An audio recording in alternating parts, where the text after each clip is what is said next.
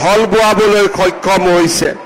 এই বিদ্যালয়খনে চহৰৰ শিক্ষাৰ্থীসকলৰ লগতে ইয়াৰ দাঁতিকাষৰীয়া অঞ্চলসমূহৰ শিক্ষাৰ্থীসকলৰ ক্ষেত্ৰতো প্ৰতিষ্ঠা কালৰে পৰা এক অগ্ৰণী ভূমিকা গ্ৰহণ কৰি সমগ্ৰ অঞ্চলটোৰ ঐতিহ্যত এক নতুন আয়তন যোগ দিবলৈ সক্ষম হৈছে।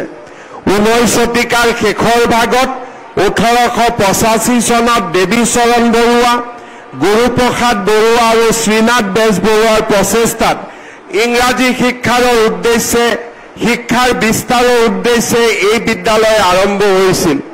1900 চনত প্ৰাইভেট হাইস্কুল হিচাপে এই বিদ্যালয়খনে কলিকতা বিশ্ববিদ্যালয়ৰ স্বীকৃতি লাভ কৰে।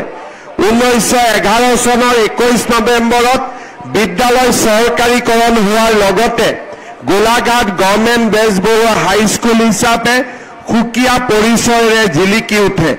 দেৱীচৰণ বৰুৱাৰ পৰা আৰম্ভ কৰি বহুজন গুণী জ্ঞানী অধ্যক্ষই নিজৰ কৰ্ম তৎপৰতা আৰু আদৰ্শৰে এই বিদ্যালয়খনৰ গৌৰৱ বৃদ্ধিত বৰঙণি যোগাই আহিছে।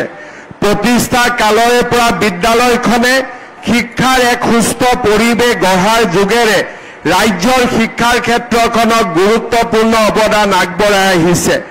আজিৰ এই শুভ দিনটোত মই শিক্ষা অনুৰাগী দেৱীচৰণ বৰুৱা, গুৰুপ্ৰসাদ বৰুৱা, শ্ৰীনাথ বেজবৰুৱা, গোবিন্দ চন্দ্ৰ বেজবৰুৱা, দীননাথ বেজবৰুৱা প্ৰমুখ্যে এই বিদ্যালয়খনৰ প্ৰতিষ্ঠা কালৰ সৈতে জড়িত প্ৰতিগৰাকী স্বনামধন্য ব্যক্তিলৈ আন্তৰিক শ্ৰদ্ধা নিবেদন কৰিছোঁ।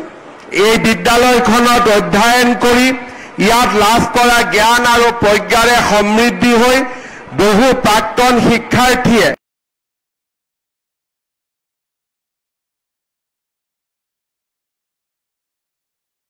দেশে বিদেশে অসমৰ নাম উজ্জ্বল কৰিছে। শ্বহীদ কুশল কোঁৱৰ অসমৰ জাতীয় জীৱনৰ পাতস্মৰণীয়।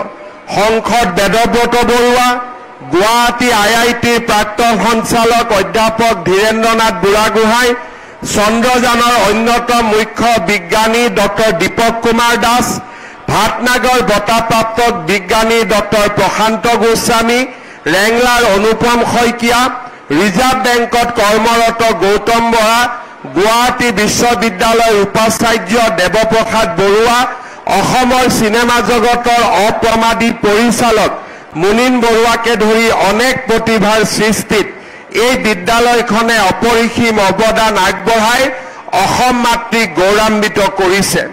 মই অত্যন্ত আনন্দিত যে এই বিদ্যালয়খনৰ গৌৰৱময় পৰম্পৰাক পুনৰ উজ্জীৱিত কৰিবলৈ মন্ত্ৰী অজন্তা নেওগ ডাঙৰীয়ানী আৰু এই বিদ্যালয়খনৰ পৰিচালনা সমিতিয়ে বিভিন্ন আঁচনি হাতত লৈছে। মাননীয় মন্ত্ৰী অজন্তা নেওগ ডাঙৰীয়ানীয়ে দূৰদৰ্শী নেতৃত্বৰে 12 বিঘা ভূমিত থকা জৰাজীৰ্ণ ছাত্ৰাবাসৰ পৰিৱৰ্তে এই ঠাইডোখৰক এক ক্ৰীড়াৰ প্ৰাংগণ কৰি নিৰ্মাণ কৰি উলিয়াইছে। নুমলীগড় শোধানাগাৰ কৰ্তৃপক্ষই CSRৰ উদ্যোগত এই প্ৰকল্পৰ বাবে 3,50 লাখ টকা আগবঢ়াইছে। মই নুমলীগড় শোধানাগাৰ কৰ্তৃপক্ষক ধন্যবাদ জ্ঞাপন কৰিছোঁ।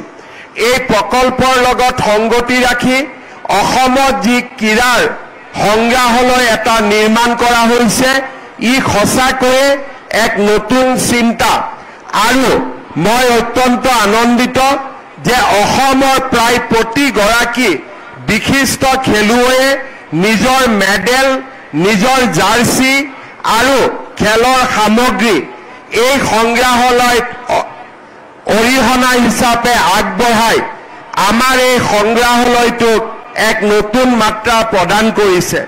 অসমৰ ট্ৰেডিশ্যনেল গেমসমূহকো যি ধৰণে এটা সংৰক্ষণৰ প্ৰচেষ্টা কৰা হৈছে, ই সঁচাকৈয়ে এটা আমাৰ বাবে আনন্দৰ বিষয়।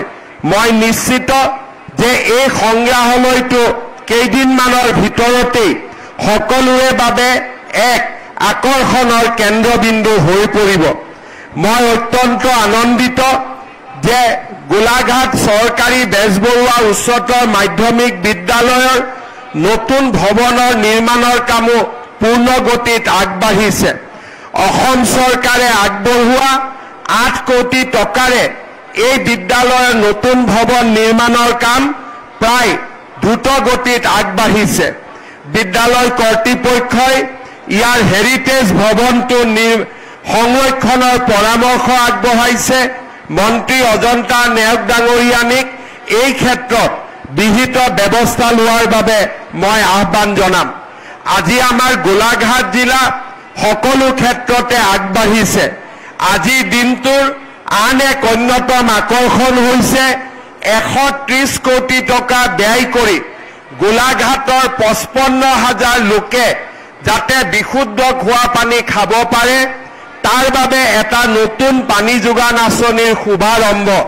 ধনশিৰি নদীৰ পৰা লৈ অহা পানীৰে সমগ্ৰ গোলাঘাট নগৰখনক বিশুদ্ধ খোৱা পানী যোগান ধৰিবৰ বাবে 130 কোটি টকাৰ প্ৰকল্পৰ আজি আমি আধাৰশিলা স্থাপন কৰিছো মই ৰাজ্যৰ নগৰ নিৰ্মাণ বিভাগ আৰু মন্ত্ৰী জয়ন্ত মল্ল বৰুৱাক ধন্যবাদ জনাইছো যে গোলাঘাট জিলাত 24 ঘণ্টাই গোলাঘাট নগৰত 24 ঘণ্টা পানী যোগানৰ বাবে যি প্ৰচেষ্টা হাতত লৈছে কি গোলাঘাটক বিকাশৰ দিশত আৰু অধিক আগুৱাই লৈ যাব গোলাঘাটত আজি ইঞ্জিনিয়াৰিং কলেজ হৈছে গোলাঘাটত মেডিকেল কলেজ হৈছে গোলাঘাটত আজি ক্যান্সাৰ হস্পিটাল হৈছে গোলাঘাট জিলাৰ উপায়ুক্তৰ কাৰ্যালয় নতুনকৈ নিৰ্মাণ কৰা হৈছে আৰু কেইবাটাও অসমমালাৰ ৰাস্তাৰ জৰিয়তে সমগ্ৰ গোলাঘাট জিলাখন আজি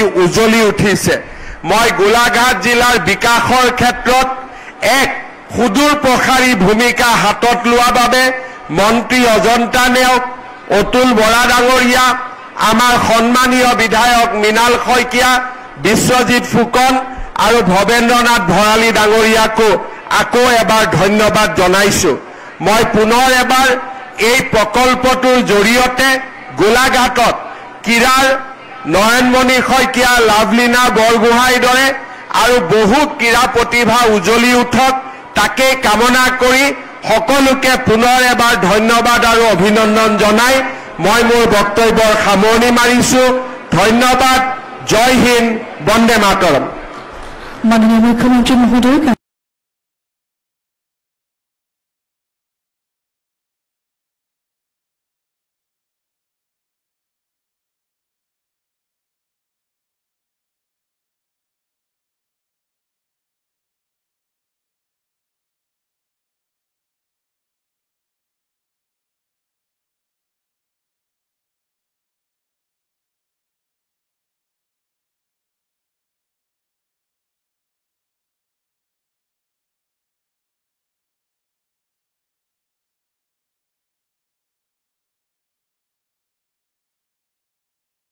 से मैं स्टॉक को सिलेक्ट करता हूँ कहाँ पे एंट्री करना है कहाँ पे एग्जिट करना है There is a pattern here also. What is the pattern? This was a downtrend. Yes. Then it went sideways. By sir doing the entire